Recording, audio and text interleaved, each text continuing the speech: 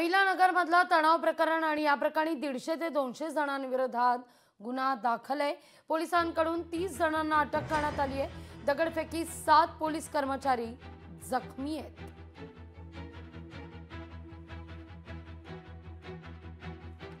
या सगळ्या प्रकरणी संजय राऊतांनी काय वक्तव्य केलंय पाहूया।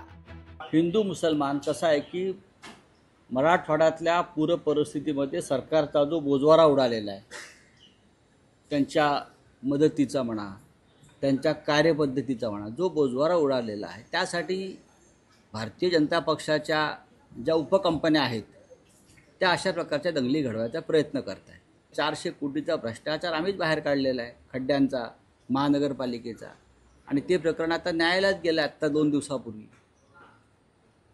ते केलं म्हणून किरण काळे यांना अटक केली आमच्या। या सगळ्यावरचं लक्ष उडवण्यासाठी मग अशा दंगली घडवायच्या। मूळ प्रश्नांना बगल देण्याकरता असे प्रकार केले जातात अशी टीका संजय राऊत यांच्याकडून करण्यात आली आहे। तर का अशा घटना अहिल्यानगरमध्ये होत आहेत यावर विचार करण्याची वेळ आली आहे असं खासदार सुप्रिया सुळे यांचं म्हणणं आहे।